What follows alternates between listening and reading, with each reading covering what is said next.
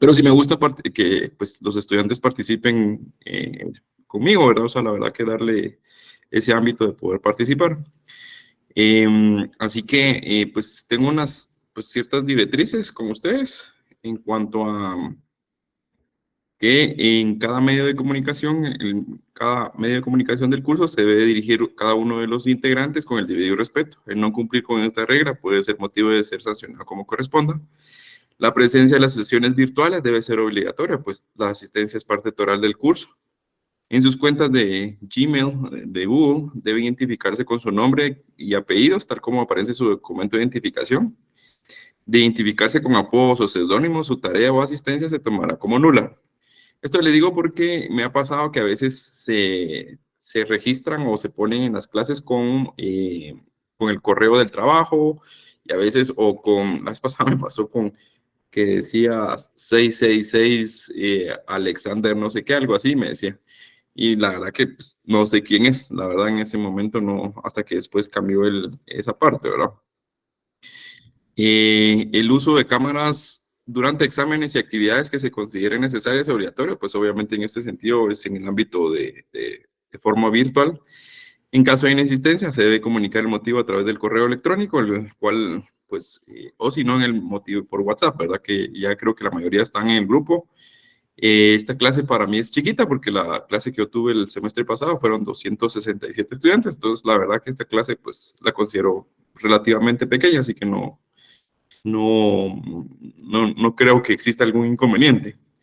Durante los exámenes cortos o los exámenes parciales, cualquier anomalía será motivo de anular el examen de todos. Y las leyes que vamos a tener, que vamos a necesitar, sería la ley del organismo judicial, como se les comenté, los tres poderes del Estado, la Constitución Política de la República y la ley del contencioso administrativo, ¿vieron? Entonces, pues prácticamente daremos inicio en este sentido, ¿verdad? De dar la clase. Varios estudiantes me preguntaron que si el contenido que yo estaba impartiendo o que yo les estaba dando, pues si se los iba a dar a ustedes, ¿verdad? Sí, pues la idea obviamente es que ustedes tengan ese contenido, solo que el contenido se los daré posteriormente como a finales o a inicios, pero unos días antes del examen parcial, así para que ustedes tengan específicamente el contenido. ¿Hay alguna duda, consulta? ¿No? Ok. Entonces, como les comentaba, pues el día de la clase que recibimos, obviamente hablamos pues prácticamente de generalidades, entendería que ustedes ya como están en el Derecho Administrativo 2, ya tendrían la base del ámbito jurídico y los principios del derecho administrativo, pero independientemente de eso, pues vamos a hablar de lo que hablamos, algunas vamos a hacer un poquito de repaso de los que estuvieron, porque entiendo que la clase que estamos es una clase muy chiquita para todas las personas. Entonces, pues ahorita en este momento, pues esperamos aprovechar. Si tienen alguna duda o consulta, pues quedo yo a la disposición de que me puedan hacer. No me molesta que me interrumpan. Si tienen alguna duda o alguna consulta, pues también pues, lo pueden realizar. Entonces, prácticamente, como les comentaba, ¿verdad? La ley orgánica es otra fuente importante del derecho administrativo y es una que se encuentra creada en el órgano administrativo y la competencia del general del mismo. El reglamento también es una fuente importante porque encontramos los procedimientos a los cuales se tiene que someter la administración pública para su actuar. Como les comentaba anteriormente, pues la área de la normativa, pues existe una ley general o la ley orgánica y posteriormente existe el reglamento específicamente de la ley. A veces en la misma ley especifica cuándo debe consignarse el reglamento, en algunas no, como les comentaba y les ponía de ejemplo, la ley de acceso a información pública fue hasta posteriormente. Entonces, por lo mismo, creo que es importante entender que toda normativa hay una normativa más específica que es en cuanto al reglamento. Constitucionalmente hay una ley específica que solicita la Constitución Política de la República que no ha sido aprobada actualmente, que es la Ley de Aguas. Pues se entiende que en esta legislatura pues en esta legislatura que está, van a conocer o van a hacer el procedimiento de aprobar la ley de aguas. Sin embargo, de esa ley de aguas me imagino que va a generar también un reglamento. Entonces, debemos de entender la dinámica también de las iniciativas y el procedimiento de las leyes. Los convenios y tratados, como les habían comentado, los convenios y tratados específicamente en el ámbito de recursos de derechos humanos, pues obviamente tienen preeminencia sobre la Constitución Política de la República. Muchas de las funciones que se desarrollan en la administración pública en sí debe someterse a su actuación estrictamente a la ley, fundamentalmente a principios de legalidad y juridicidad. Porque, como los comentábamos en el artículo la vez pasada que platicábamos, nadie está superior a la ley. Sin embargo, también los servidores y funcionarios públicos pueden hacer solo lo que la ley le permite. Entonces, aquí es donde entendemos el principio de juridicidad, el principio de legalidad, porque obviamente el funcionario no puede excederse, o sea, no puede realizar más de lo que le establece la ley, entonces, porque si no caería en delito. O sea, aquí hay una circunstancia un poquito ajena, entonces, para que seamos entendidos en ese sentido. Los órganos de la administración tienen como finalidad el bienestar común, utilizando para ello el servicio público. En conclusión, se puede decir que la administración pública debe ser sometida a la ley. Como ya lo mencionamos anteriormente, la ley no nos otorga, entre otras competencias, la estructura de órganos. Era lo que habíamos hablado, que la Constitución Política de la República pues tiene una parte orgánica y una parte administrativa, que es la que genera la Constitución y cómo es el funcionamiento del Estado. No voy a adentrar, si podemos también, si quieren, adentramos en la parte del Estado. No me gustaría porque creo que el Estado es muy amplio. Sin embargo, creo que es importante mencionar que el Estado específicamente hoy, no sé quiénes tuvieron la oportunidad, les comentaba yo la vez pasada que en el INAP, no INAP, sino INAP, está el organigrama del Estado, y cuando ustedes ven el organigrama del Estado, pues es un organigrama sumamente complejo, grande, donde están los tres poderes del Estado, independientemente incluso del organismo ejecutivo, pues obviamente se desglosa de todos los ministerios, secretarías, consejos, todo lo que genera, ¿verdad? Obviamente. Y es un monstruo, ¿verdad? O sea, hoy creo que es importante hacer recalque que esta administración que está en este momento, creo que no tiene no tiene mucho personal, pongámosle, para abarcar en la complejidad del Estado. Y creo que es importante entender que la dinámica del Estado no es tan fácil. Y les preguntaba ese día que si habían algunas personas que trabajaban en el Estado. Algunos me levantaron la mano, creo que fueron pocos, 3 o 4 más o menos, pero los demás no han trabajado en el Estado. Y la complejidad de trabajar en el Estado es que muchas veces nos ofrecen un trabajo, un puesto de trabajo, pero no conocemos la administración pública y eso es bien complejo. Pongámosle, no es tan fácil, existen reglones presupuestarios específicos para gastos. Me tocó trabajar con cierta persona en la administración pública, era primera vez que trabajaba en la administración pública y él venía de la materia del ámbito privado y me decía como, mira, compremos esto, compremos lo otro. Y fue como detenerlo, ¿verdad? O sea, porque obviamente era bien complejo la parte de, nombre, comprémoslo y después liquidamos, me decía yo, no es así, o sea, debes de hacer un procedimiento, hay una ley de contrataciones del Estado que tiene un reglón presupuestario, tiene un monto para poder hacer gastos y así sucesivamente. Entonces no es tan fácil, o sea, muchas veces pensamos que es bien fácil eh, comprar en el Estado y no es tan fácil. Incluso las contrataciones del Estado, de personal, de servidores públicos, de servicios técnicos y servicios profesionales, hay reglón 189, 183, vamos, los famosos subgrupo 18, el reglón por destajo, etcétera, etcétera, etcétera. Pero para eso existen normativas y existen reglamentos específicos. Entonces es bien importante que entendamos que estas normativas regulan estas condiciones incluso en condiciones de laborales, pero también condiciones de contrataciones y de servicios que se proporcionan al Estado. Recordemos que el Estado, su fin supremo es el bien común y aquí podemos hablar de dos teorías. La teoría que tiene Milei, que era lo que yo les mencionaba en ese momento, que era la cero intervencionismo del Estado, que creo hasta cierto punto puede ser validera, Y la otra parte donde pues tienen las otras teorías, sin hablar de izquierda y derecha, sino la otra teoría de el Estado no debe intervenir, el Estado pues debe estar o tal vez no existir, pongámosle, pero ahí lo veo un poquito extremo. Eh, Podemos hablar de las teorías de Karl Marx, podemos hablar de las teorías del comunismo, del socialismo, del capitalismo, del neoliberalismo, pero obviamente entendemos que independientemente el Estado existe y el Estado, nosotros como ciudadanos otorgamos ese poder o esa soberanía o esa autoridad a otras personas para que la ejerzan.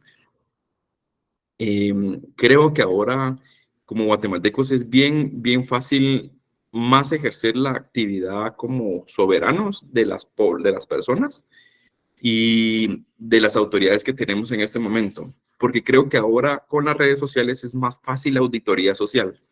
Entonces, la auditoría social creo que es bien importante, principalmente los jóvenes, todos los ciudadanos debemos de ejercer esa auditoría social, pero ahora creo que en Guatemala se ejerce más la auditoría social, pongámosle.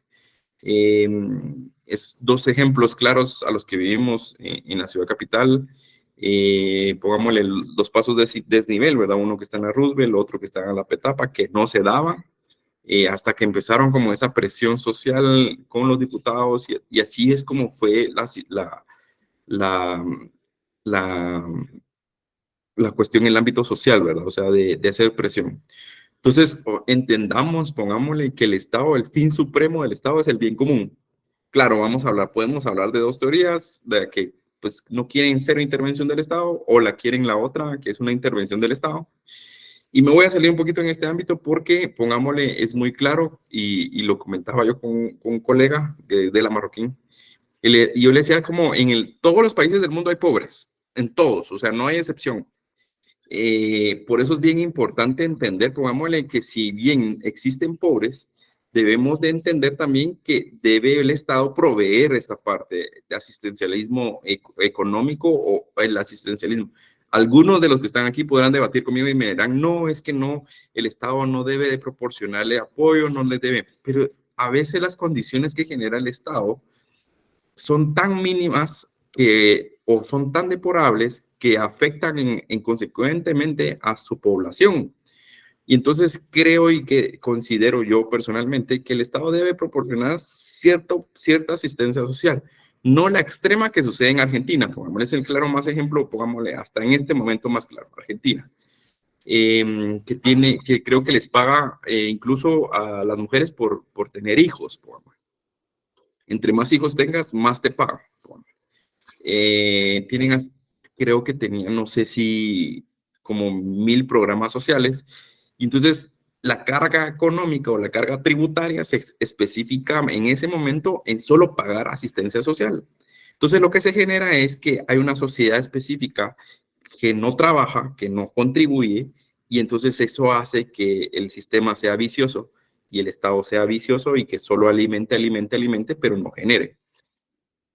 Entonces, por eso les digo que creo que debe de encontrarse un punto medio. Podemos decir de estados tal vez que han tenido buena satisfacción en este punto.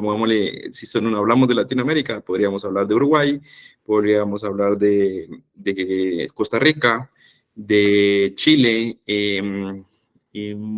Paraguay lo veo un poquito complicado, pero lo encuentro hasta cierto punto. Entonces, creo que debemos de entender que el bien supremo del Estado es el bien común. O sea, el Estado, lo que necesita el Estado buscar sobre su población es el bien común. Y para eso existen, pongámosle, pues, ciertas partes o ciertos gobiernos o ciertas delegaciones, pongámosle hasta cierto punto, en el mundo, pongámosle, podemos hablar de Bahrein. Ahí Bahrein habla específicamente, es un rey, él es el que dictamina, el que da, es un monarca. De Reino Unido, pongámosle, Reino Unido tiene, pues, tiene la monarquía, sin embargo, hacen elecciones y el primer ministro que es elegido por la población, luego es aceptado, entre comillas, por parte del reinado, ¿verdad? Pero específicamente en Guatemala, este sistema es un sistema parlamentario es producto de la Revolución Francesa y es un sistema típico de los países europeos. Recordemos que tenemos mucha descendencia del ámbito francés, que prácticamente el Código Civil es muy francés, tiene mucho origen francés, mucho origen español, perdón, mexicano, sí, específicamente, pero todo lo que viene es prácticamente el origen francés. Entonces, vamos a entender, pongámosle, que el sistema típico de los países europeos que se da en otros países se reamplifica en Guatemala, como la división, pongámosle, de los tres poderes, la división parlamentaria, las decisiones. Claro, hay sistemas políticos y sistemas republicanos que debemos de entender que tal vez tienen ciertas deficiencias y deben de ser revisadas. Pues yo, pongámosle, tengo a mi criterio, es mi criterio personal, que los magistrados, pongámosle, de Corte Suprema y magistrados de CC, deben no ser plazos de 5 años, sino de ser plazos de 10 a 15 años, pongámosle. O la CC debe ser vitalicia, como lo es en Estados Unidos, pongámosle, porque generas una estabilidad más jurídica. Ese es mi criterio personal. Puede ser debatible, o sea, no quiere decir que sea específico, pero considero que eso genera más el ámbito de estabilidad jurídica y menos el ámbito de la, no sé, meter la academia en cuanto a lo político entonces creo que ahí se roza, ahí es diferente. Entonces, dentro del sistema también se encuentran divididas las funciones generales del gobierno. Por un lado existe, pongámosle, el ámbito de eh, generales, ¿verdad? Específicamente de la doctrina, pongámosle de la Constitución Política de la República, que es, pongámosle, la parte orgánica y la parte de la Consti, ¿verdad? O sea, que creo que no vamos a entrar en esas incidencias, porque creo que ustedes ya lo específicamente ya deben de estar dividiendo sus constituciones. Van a encontrar desde el artículo 100, creo que es 90 y algo para adelante, eh, la parte orgánica, ¿verdad? O sea, la parte administrativa, que cómo se maneja el Estado, y la parte, pues, dogmática de la Constitución Política de la República, ¿verdad? Entonces, el primer ministro o presidente del Consejo de Ministros es el encargado de la administración pública, el que depende del Parlamento. Pues este es muy parecido, pongámosle, hasta cierto punto en el ámbito jurídico de Reino Unido, donde se debate incluso Estados Unidos, pongámosle, el vicepresidente tiene mucha participación en el Senado. Entonces, sí creo que es el Senado. Y entonces, porque él dirige el Senado, o sea, él es el encargado del Senado. No sé si se acordarán en el ámbito cuando Trump no quiso entregar el poder, el vicepresidente tuvo una participación bien importante en su doble voto, no doble voto, sino en la división, ¿verdad? Porque creo que eran 50-50 y él votó a favor de darle toma de posesión a Biden. Entonces ahí entendemos, pongámosle, la participación jurídica de vicepresidentes en el ámbito parlamentario. A veces existe esa minusquidad, o sea, se meten, pero aquí en el ámbito jurídico guatemalteco no existe, en teoría. O sea, vamos a hablar que en teoría no debería existir.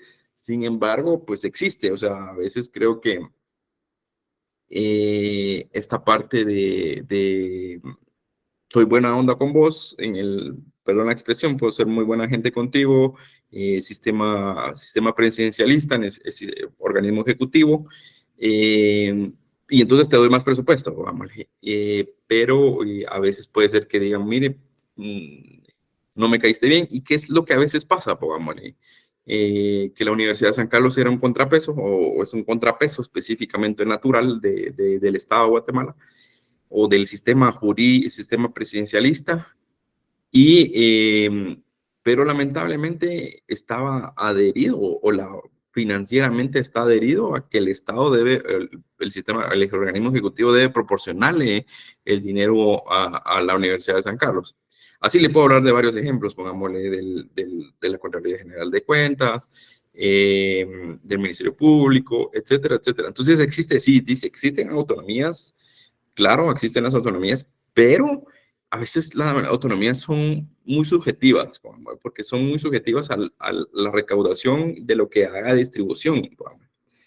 Y entonces, yo no sé cómo se hará ahora, pero pongámosle, antes yo sabía que la distribución que se hacía del 5% de la universidad era recaudaban todo lo que se tenía, se distribuía primero en el organismo ejecutivo y lo que sobraba de esa luego se le daba a la universidad al 5%, que para mi criterio es algo ilegal, a mi criterio. Por eso hay todavía una aclaración y ampliación, una aclaración que debe ejecutarse en la Corte de Constitucionalidad que no se ha realizado hasta este momento. Entonces, pienso que debe haber una división, pongámosle, en el ámbito económico para que existan esta ley de pesos y contrapesos que debería existir hasta este cierto punto. Y en Guatemala, pongámosle, existe el sistema presidencialista, es una doble función que debe cumplir el gobierno. Se concentra en una sola persona, que es el presidente de la República, es decir, se concentra en él la función política y administrativa. O sea, miren, yo creo que es bien difícil separar lo político con lo administrativo. Y les voy a ser muy claros, o sea, podemos hablar desde la época de Álvaro Arzupo, en el 96 en adelante, que es pues donde yo tengo recuerdo. Pero Juan Manuel era muy partidista del PAN en ese momento. Luego entra Alfonso Portillo, o creo que antes o después entra Alfonso Portillo, igual era súper afín a FRG. Luego entra Álvaro Colón era súper afín a UNE, obviamente tiene una incidencia. Entonces es bien difícil separar esta parte política del presidente, pongamos. Si bien tal vez yo sé que van a haber politólogos que me van a odiar en este momento, pero si bien el partido político es el carro, el transporte para llegar al lugar, por la frase que estoy diciendo, yo sé que a veces no coinciden conmigo, sin embargo, a veces creemos que no hay esa separación. Y, y pongámosle desde la época también y después Soto Pérez, luego Jimmy Morales. Jimmy Morales creo que encontró un punto, pues, equilibrio, aunque era un presidente producto de una protesta, de un antisistema, que se volvió parte del sistema posteriormente. Pues luego entra Yamatei y luego entra Bernardo Révalo. Pero ustedes ven esta parte de política y no lo dejan de hacer, ¿verdad? O sea, la parte política, si bien la Constitución Política de la República lo establece, si alguien me puede leer donde dice que el presidente ya no deja de ser político, sino que deja de ser, ahora es por la unión de algo. No sé si alguien me hiciera favor de leerme ese artículo, por favor, de la Constitución Política de la República.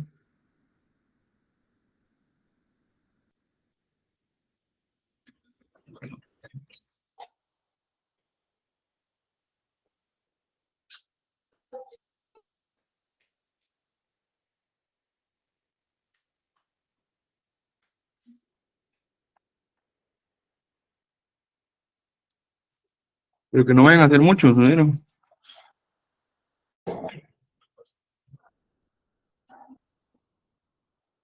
Yo sé que, yo sé que algunos dejan el teléfono conectado y se van de fiesta, pero alguien que tenga, ¿Qué ¿quién me habla? artículo, licenciado? Eh, el artículo donde la Constitución establece que el presidente es de unión, es sobre la unión de la población, algo así creo que dice. Que no tengo mi conste aquí.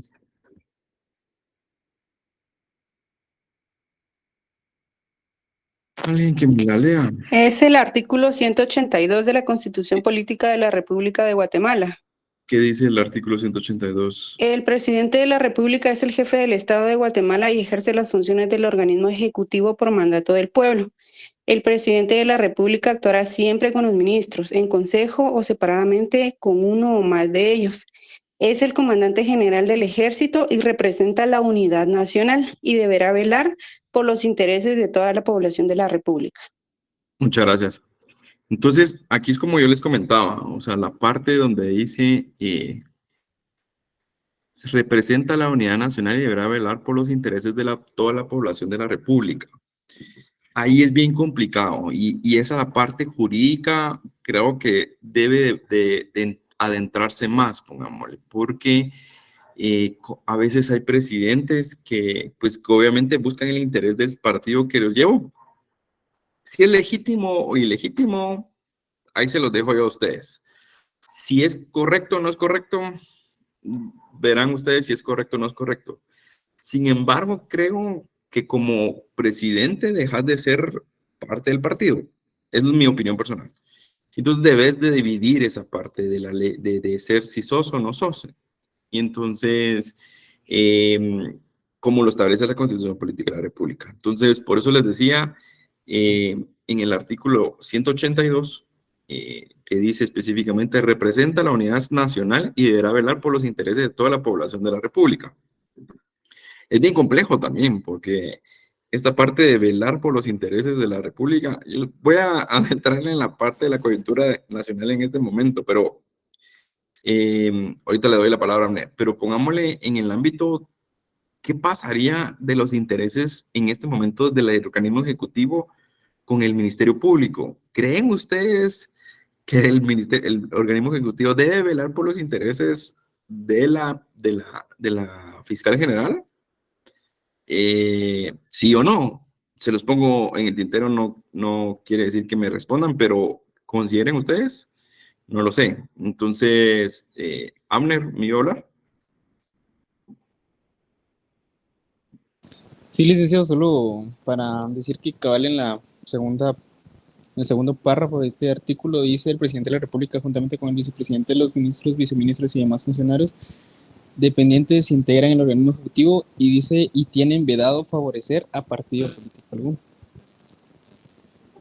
Es bien complejo, la verdad, Amner. O sea, yo no sé si pongámosle, una cosa es la letra y lo que está escrito y lo otro es si es aplicable, pongámosle. O sea, si se aplica, porque está vigente y es positiva, pongámosle, pero ya entrando en la profundidad o en la funcionalidad, ¿creemos que se aplica eso? ¿Sí o no? ¿Sí, Giovanni? ¿Qué tal, licenciado? Muy buenas noches. Pues Buenas yo tengo noches. una teoría que tal vez pudiera funcionar, pero es una teoría que sería de investigar, hacer una posible tesis y hacer un estudio jurídico total. Yo miro que el Ujú. presidente y vicepresidente pues están vetados totalmente después de que son electos a hacer, a optar a un cargo dentro de su partido político o ser partícipes del mismo. Pero ¿por qué el Congreso de la República no sucede lo mismo? ¿Por qué los diputados después de ser electos, porque son electos por su comunidad, no vienen ellos y también dejan de ser parte del partido político? Porque recordemos que ahí esa es una parte diferente y por eso hablábamos de la división de los poderes, vamos. Porque en el ámbito legislativo aquí hay una cuestión de derecho parlamentario y de derecho político. Ajá. Sí, aparte de la reforma, pongámosle, de la ley de partidos políticos y aparte de la ley del organismo legislativo, no es esa la natural. Si bien existe esa normativa, pero la naturaleza jurídica del organismo legislativo es que ellos representan a partidos políticos. Si bien representan a la población o distritos que existen en este momento, debe de existir la naturaleza del organismo legislativo es que es una división de poder, es una división de toda la población representadas por partidos políticos. Entonces, esta división de partidos políticos, si bien la ley lo establece, pudiera establecerse en la ley de partidos electos, sin embargo, sería un poquito contradictorio porque en este momento, pongámosle, el partido Semilla está suspendido, pongámosle. El debate podrá ser si eso no es aplicable, eso ya es otro debate jurídico que deben de realizar ustedes. Si ustedes consideran que la ley de crimen organizado es aplicable a partidos políticos, se lo dejo en tentativa a ustedes. Eso ya deben ustedes hacer su análisis jurídico. Pero la naturaleza del organismo legislativo, salgámonos del ámbito jurídico, la esencia del organismo legislativo es la representatividad de la población por medio de partidos políticos. Y entonces nosotros tenemos, y es un derecho constitucional de elegir y ser electos por medio de partidos políticos. Entonces, la esencia natural del organismo legislativo es la conllevar al partido político. Por eso pueden ser que los diputados pueden declararse independientes o que en este momento pues los declaren independientes. Si son o no son independientes, eso ya será que se decidirá en el ámbito judicial, pero esa es la parte. No sé si alguien levantó la mano. ¿No? Entonces, como les decía, es bien difícil la separación de poder, o sea, vehículo que les transporta, que es el partido político. Se concentra en una sola persona, que es el presidente, es decir, se concentra en la función política administrativa. Las secretarías de Estado no son órganos con competencias, sino que actúan a nivel de asesoría del presidente, este es el que toma de las decisiones. Por eso es que a veces, y ese es el debate que debe de hacerse, si consideramos que solo en una persona debe existir tanto poder para hacer y deshacer, no lo sé, pongámosle en México, hoy no me considero fan de AMLO, pero pongámosle, sí considero que ha realizado ciertas gestiones buenas, no las que hizo Enrique Peña Nieto, pero pongámosle, hizo muy buenas gestiones, eh, pero existe un solo poder, y esa es la representatividad. Y puede salirnos de buena o mala forma, porque aquí hay, pongámosle, la democracia, existe la famosa democracia, pero pongámosle en Nicaragua, la representatividad está específicamente en una persona, bueno, en dos personas, porque la que manda ahí es la esposa de Noriega. Sin embargo, es esa unificación de solo el poder de una persona. Podemos hablar de Venezuela, que es lo mismo, y así sucesivamente. Lo que se está generando ahora, y es bien difícil y es bien complejo, y que yo les incentivo a leer, que hay dos libros, uno que se llama ¿Cómo caen las democracias? De Daniel, son dos neoyorquinos, ¿Cómo caen las democracias? Y el otro libro que se llama, ahorita les digo el otro libro, que es muy bueno también, por cierto, ese de cómo caen las democracias, miren todo lo que sucedió en la actualidad. Y el otro libro que se llama ¿Por qué fracasan los países? Están sofos en sus, valdrán como 150 más o menos los dos, un cada libro. Gastarán entre 300 quetzales en los libros, muy buenos libros, dedicados para la democracia en este momento en Guatemala y lo que está sucediendo. O sea, la unificación y todo lo que sucede en esos países. Creo que tal vez les voy a dejar un resumen de ese libro, fíjense, la verdad. Se los voy a conseguir en digital, pero sería bueno que lo compraran y que pudieran tenerlo porque vale la pena ese libro, esos libros de cómo el sistema de cada democracia o de cada Latinoamérica van cayendo, incluso Estados Unidos, o sea, Estados Unidos, la democracia en este momento, sí, es muy bueno, la verdad, Carlos, es muy bueno esos dos libros. Uno se llama ¿Cómo caen las democracias? Y el otro es ¿Por qué fracasan los países? Miren unos libros que, están sofos, la verdad que, no, miren, yo sé que a veces a ustedes les gusta ir a echarse los tragos, la verdad, pero, pero,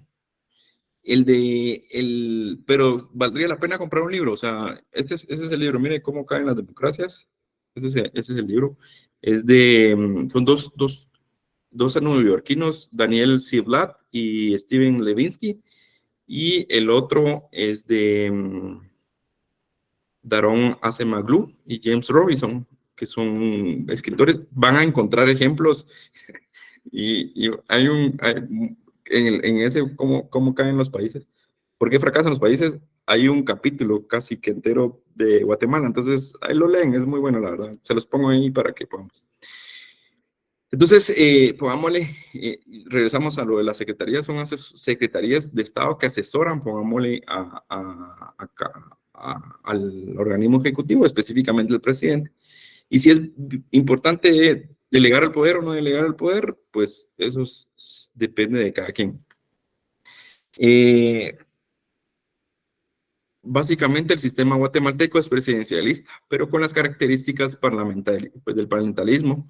Como ya se indicó anteriormente, se puede decir que nuestro régimen de gobierno es un sistema mixto, por tener características de ambos regímenes, semiparlamentario y semipresidencialista. Sí, es mixto, pongámosle, tiene la representación de los tres poderes, la verdad. Que en teoría debería existir una división económica y una división de la recaudación pongámosla tributaria. Mi perspectiva económica, mi perspectiva debería de ser que la distribución o la recaudación que hace SAT, pongámosle, ellos distribuyen los dineros para eso y no debe intervenir, pongámosle, el Ministerio de Finanzas Públicas. Es un ejemplo. Esa es mi teoría. Obviamente no quiere decir que así debería ser, pero pues obviamente eso lo pienso yo. Entonces, vamos a hablar que pongamos en la presidencia de la República, origen presidencialista.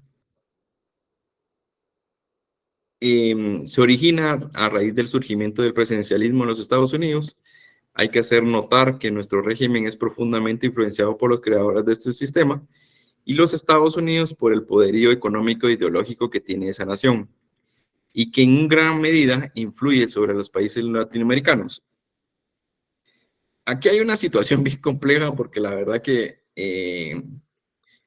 si vamos a hablar, pongámosle, en cuanto a la independencia que se suscitó en Guatemala y la independencia estadounidense son completamente diferentes. Son dos ámbitos jurídicos diferentes. En Estados Unidos se hablaba ya de la democracia, se hablaba de la división de poderes, se hablaba de etcétera, etcétera, etcétera, etcétera. Y ustedes ven la naturaleza de Thomas Jefferson, de George Washington y todo eso, claro que tenían sus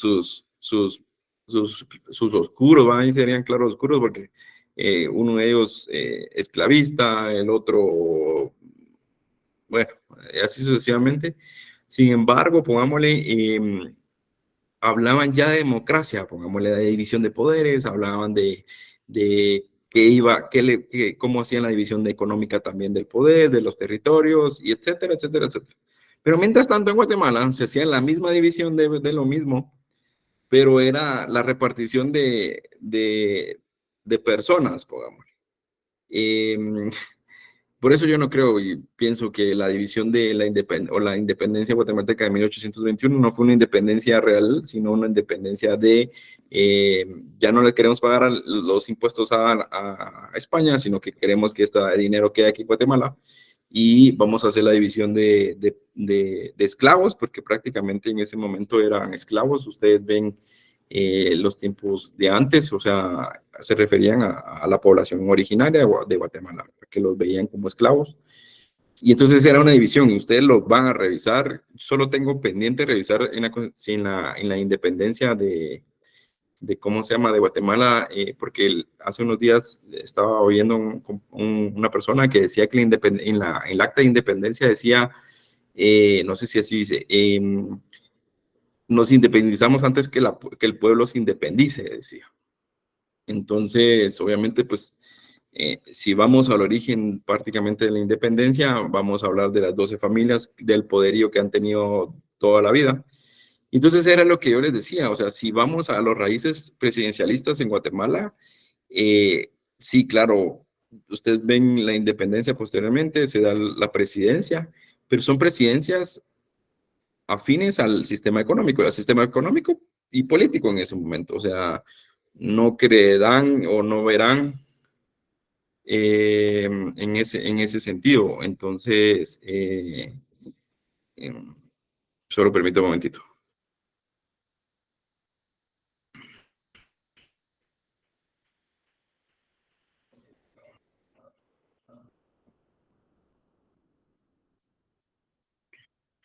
Entonces, como les decía, por los creadores de los Estados Unidos, por el poderío económico, a gran medida influye sobre los países latinoamericanos. Es de considerar que el sistema presidencialista es un sistema ya adoptado tradicionalmente en Guatemala y debe ser fortalecido sin influenciar dentro de las competencias,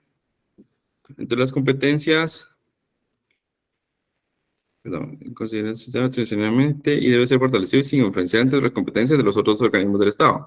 Pero sí debe existir una colaboración armónica dentro de los mismos y no una intervención de un organismo a otro para que no poner un manto de separación absoluta dentro de los organismos. Entonces, entendamos, pongámosle que el sistema presidencialista hay una división específica de poderes. Vamos a hablar en el transcurso de estos días, el miércoles y jueves, vamos a entrarnos ya más sobre la Constitución Política de la República, la elección de ministros, etcétera, etcétera, etcétera. El momento coyuntural en este momento en Guatemala nos está ayudando a lo que está sucediendo en lo que vamos a ver en el derecho administrativo. Entonces, Si ustedes no ven noticias, si ustedes no leen la prensa, en estos momentos lean la prensa, métanse a Twitter, métanse a lo que ustedes quieran, lean la prensa, van a encontrar lo que vamos a ver en este momento, lo que está sucediendo ahorita. Entonces, no me extiendo más, la verdad que como les comenté, la clase la quería hacer breve para que ustedes no puedan ir a descansar. Sé que hoy es viernes, entonces sé que muchos dejan el teléfono y se van de fiesta. Esperaría que no vayan si van a tomar, no tomen mucho. Y si no, vayan a disfrutar con su familia. Sí, Jeremy. Solo confirmando los libros que indicó son Cómo mueren las democracias y por qué fracasan los países. Una es de Steven Levinsky, el otro de Daron Acemoglu. Sí, que cabal ahorita lo estaban poniendo. ¿Cómo mueren las democracias y por qué fracasan los países? El de fracasan los países es de Aaron Zemlinsky y el otro es de Daniel Silblatt y Steve Levitsky. Muy buenos Excelente. libros, se los aconsejo que lo lean, valen la pena, van a entender la dinámica jurídica democrática de toda Latinoamérica. Miren, van a entenderlo específicamente, van a entender, incluso van a leer ahí sobre Perú. Hay un presidente peruano que él toma el poder, prácticamente lo quiere hacer un Serrano Elías, quiere tomar todo el poder y lo toma, lo ejecuta y hace que el tribunal electoral o el tribunal judicial en ese tiempo que él estuvo, ninguna sentencia sea en contra del presidente en ese momento. Entonces, es bien dinámico, la verdad, se los dejo ahí en el tintero. Algo que está sucediendo igual parecido a El Salvador, por un sistema presidencialista que es también debatible jurídicamente, no lo que está haciendo, pero sí debatible jurídicamente, que deberíamos también de entrar a analizar, que lo vamos a entrar a analizar posteriormente. Pero sí, esos son los libros, Jeremy. Gracias, ya los ubiqué aquí en Sofos. Bueno, entonces, compañeros, esperaría verlos el día miércoles. Yo sé que es un poquito cansado, esperaría que no hayan altercados nuevamente. Así que nos vemos el día miércoles. Antes de que se vayan, solo recordarles que el primer parcial son de 30 puntos, el segundo esperaría hacerlo de 30 puntos y una tarea de 10 puntos, ¿oyeron? En trabajo en grupo. Todavía estoy pendiente de eso, si lo voy a realizar de esa forma, ¿oyeron? Yo no espero ser obstáculo en su carrera. Yo sé que ustedes van en el 7º semestre, ya les falta poco. Yo no voy a ser un catedrático de cero obstáculos, pero sí un catedrático que les va a exigir y que les va a pedir que sean en lo mejor. Entonces no quisiera, si ustedes, que sean lo más respetuosos y por favor, sí, cuando yo lo termine el de Word, el documento, yo se los comparto. Así que pasen muy buena noche, que descansen, éxitos en su semana y feliz fin de semana. Gracias, Lick. Muchas gracias. Buen fin de semana. Gracias, igualmente.